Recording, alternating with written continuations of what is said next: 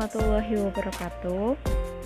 Kami dari kelompok 5 yang beranggotakan saya sendiri.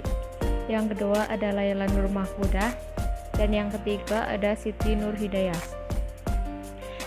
Akan mempresentasikan materi dengan judul Model dan Metode Kurikulum 2013. Yang pertama, model pembelajaran kurikulum 2013. Model pembelajaran adalah kerangka konseptual yang digunakan sebagai pedoman dalam melakukan pembelajaran yang disusun secara sistematis untuk mencapai tujuan belajar yang menyangkut sintaksis, sistem sosial, prinsip reaksi, dan sistem pendukung. Sedangkan menurut Arens dalam Trianto mengatakan model pembelajaran adalah suatu perencanaan atau suatu pola yang digunakan sebagai pedoman dalam merencanakan pembelajaran di kelas. Model pembelajaran mengacu pada pendekatan pembelajaran yang akan digunakan, termasuk di dalamnya tujuan-tujuan pengajaran, tahap-tahap dalam kegiatan pembelajaran, lingkungan pembelajaran, serta pengelolaan kelas. Tujuan penggunaan model pembelajaran sebagai strategi bagaimana pembelajaran yang dilaksanakan dapat membantu peserta didik mengembangkan dirinya, baik berupa informasi, gagasan, keterampilan, nilai, dan cara-cara berpikir dalam meningkatkan kapasitas berpikir secara jernih, bijaksana, dan membangun keterampilan sosial serta komitmen. Model pembelajaran sendiri mempunyai 4 ciri khusus. Yang pertama, rasional teoritis logis yang disusun oleh para pencipta atau pengembangannya. Model pembelajaran mempunyai teori berpikir yang termasuk akal. Maksudnya, para pencipta atau pengembang membuat teori dengan mempertimbangkan teorinya dengan kenyataan sebenarnya serta tidak secara fiktif dalam menciptakan dan mengembangkannya. Landasan pemikiran tentang apa dan bagaimana siswa belajar, tujuan belajar yang akan dicapai.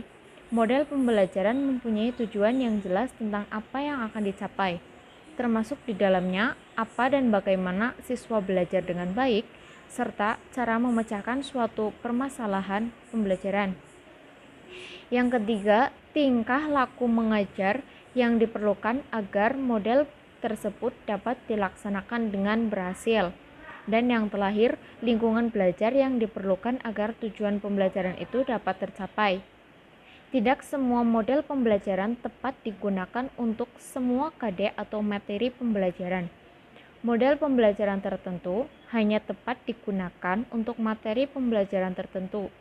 Sebaliknya, materi pembelajaran tertentu akan dapat berhasil maksimal jika menggunakan model pembelajaran tertentu. Oleh karenanya, guru harus menganalisis rumusan pernyataan setiap kompetensi dasar, apakah cenderung pada pembelajaran penyingkapan, discovery atau inquiry learning, atau pembelajaran hasil karya, problem based learning. Untuk model pembelajaran yang pertama ada model pembelajaran penyingkapan atau penemuan dan pencarian penelitian, atau discovery inquiry learning. Karakteristik pembelajarannya dalam pembelajaran penyingkapan, peserta didik secara aktif menemukan ide dan mendapatkan makna. Model pembelajaran penyingkapan atau discovery learning adalah memahami konsep, arti, dan hubungan melalui proses intuitif untuk akhirnya sampai kepada suatu kesimpulan. Discovery dilakukan melalui observasi, klasifikasi, pengukuran, prediksi, penentuan, dan inferi.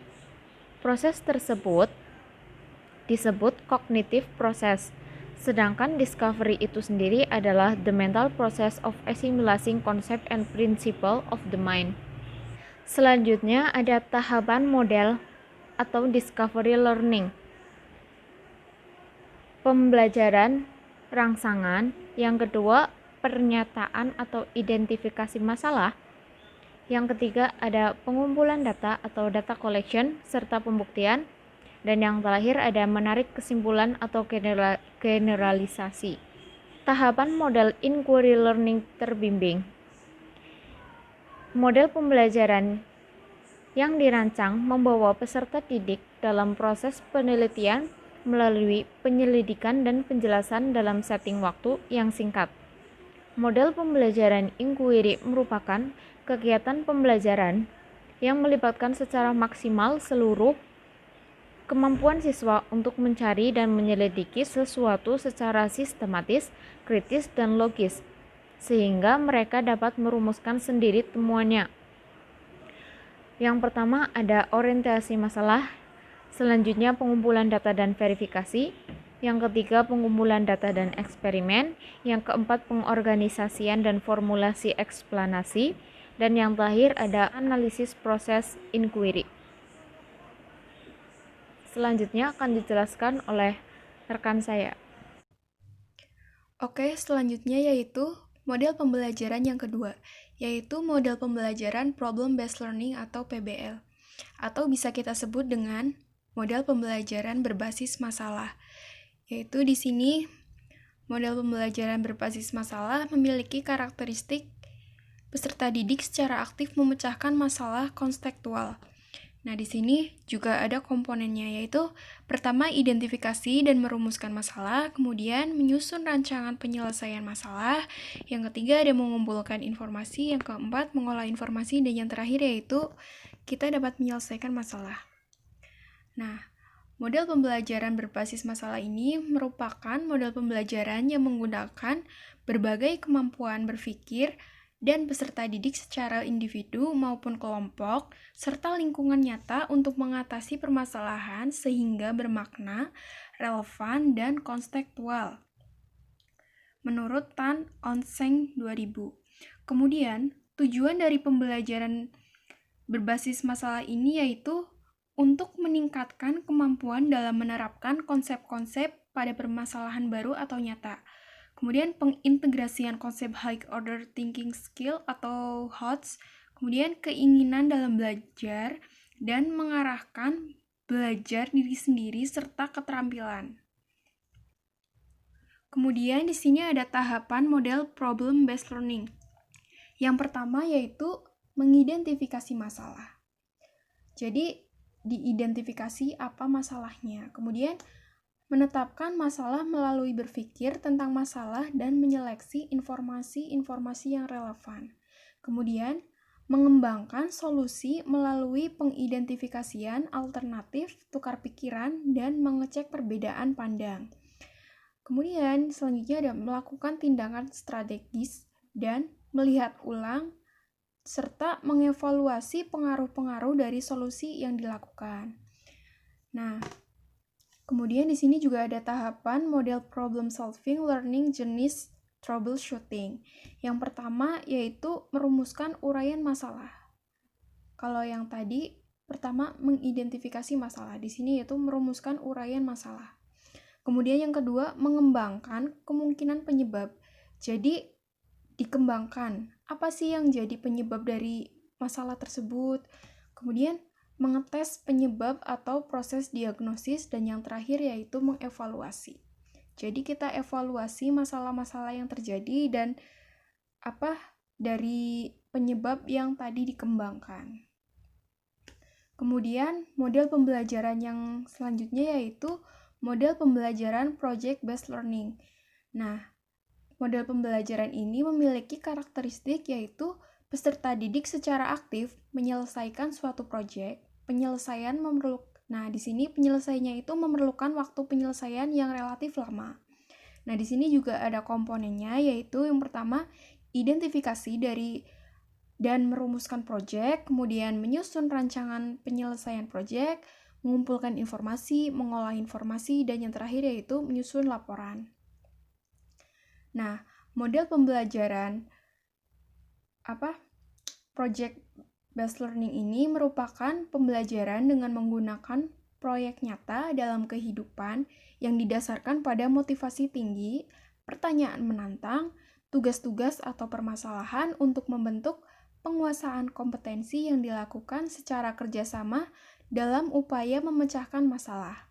Kemudian, tujuan dari project based learning ini yaitu untuk meningkatkan motivasi belajar, teamwork, keterampilan kolaborasi dalam pencapaian kemampuan akademik level tinggi, atau taksonomi tingkat kreativitas yang dibutuhkan pada abad 21. Nah, di sini juga ada tahapan model pembelajaran project based learning, yaitu meliputi penentuan pertanyaan mendasar atau start with the essential question, kemudian mendesain perencanaan proyek, yang ketiga ada menyusun jadwal, create a schedule, kemudian yang keempat ada memonitor peserta didik dan kemajuan proyek atau monitor the student and the progress of the project, kemudian menguji hasil, assess the outcome, dan yang terakhir yaitu mengevaluasi pengalaman atau evaluate the experience. Oke, selanjutnya akan dijelaskan oleh teman saya. Nah, selanjutnya model production based training atau PBT. Nah, model pembelajaran ini itu proses pendidikan dan pelatihan yang menyatu pada proses produksi. Nah, di mana peserta didik diberikan pengalaman belajar pada situasi yang kontekstual, mengikuti aliran kerja industri, mulai dari perencanaan berdasarkan pesanan, pelaksanaan dan evaluasi produk atau kendali mutu produk, hingga langkah pelayanan pasca produksi. Nah, tujuan dari penggunaan metode pembelajaran PBT ini untuk menyiapkan peserta didik agar memiliki kompetensi kerja yang berkaitan dengan kompetensi teknis serta kemampuan kerjasama sesuai tuntutan organisasi pekerjaan. Nah, selanjutnya tahapan model pembelajaran production based training atau PBT itu meliputi merencanakan produk. Nah, rencanakan produk apa yang akan kalian buat atau produk apa yang akan kalian pelajari. Nah, yang kedua melaksanakan proses produksi nih. Nah, melaksanakan proses produksi. Nah, setelah kalian merencanakan produk apa yang akan kalian buat atau apa yang akan kalian pelajari. Nah, yang kedua ini kalian mulai melaksanakan proses produksinya seperti bahan-bahannya, nah cara kerjanya, cara membuatnya gitu. Nah, terus yang ketiga mengevaluasi produk, melakukan kendali mutu. Nah, setelah di proses produksi itu kalian harus mengevaluasi produk. Produk itu mempunyai kecacatan apa, mempunyai kelebihan apa, mempunyai kekurangan apa. Jadi nanti kalau sudah dipasarkan itu tidak mengecewakan yang membelinya. Nah, dan yang terakhir mengembangkan rencana pemasaran. Nah, mengembangkannya itu setelah melakukan kendali mutu. Nah, mutunya itu sudah bagus. Nah, sekarang kita mencoba mengembangkan rencana pemasaran. Pemasarannya itu lebih jauh seperti keluar kota, keluar Jawa, atau keluar negeri. Nah, seperti itu. Nah, bisa melewati bisnis online atau menjadi reseller atau gimana gitu kan, zaman sekarang banyak. Nah, tinggal dipelajari aja. Nah, selanjutnya metode pembelajaran kurikulum 2013. Yang pertama itu metode ceramah. Nah, metode ceramah itu metode penyampaian materi dari pembahasan dari metode guru kepada siswa melalui bahasa lisan, baik verbal maupun nonverbal. Nah, yang kedua metode latihan, melalui upaya penanaman kebiasaan-kebiasaan tertentu sehingga diharapkan siswa dapat menyerap materi secara optimal. Nah, yang ketiga metode tanya jawab, penyajian materi pelajaran melalui bentuk pertanyaan yang harus dijawab oleh anak didik. Nah, terus yang keempat karya wisata, penyampaian materi dengan cara membawa langsung anak didik ke objek yang akan diajarkan seperti ke museum atau ke yang lainnya. Terus yang kelima metode demonstrasi, itu cara memperlihatkan suatu proses atau suatu benda yang berkaitan dengan bahan pembelajaran. Nah, yang keenam metode sosiodrama. yaitu memberikan kesempatan kepada anak didik untuk melakukan kegiatan memainkan peran tertentu yang terdapat dalam kehidupan sosial. Nah, yang ketujuh, pembelajaran melalui pengembangan imajinasi, penghayatan anak didik dengan memerankan suatu tokoh, baik tokoh hidup maupun mati. Nah, terus yang ke-8, metode diskusi. Nah, pemberian masalah kepada siswa dan siswa diminta untuk memecahkan masalah secara berkelompok. Nah, yang ke-4, metode pemberian tugas. Diberikan tugas untuk penambahan nilai atau pembelajaran tugas pada siswa untuk melaporkan pelaksanaan tugas yang telah diberikan guru. Terus eksperimen, pencobaan. Terus yang ke-10, metode proyek atau pembelajaran ditinjau dari sudut pandang lain. Nah, tujuan pembelajaran, tingkat kematangan anak didik dan situasi kondisi yang ada dalam proses pembelajaran. Nah, itu metode pembelajaran kurikulum 2013.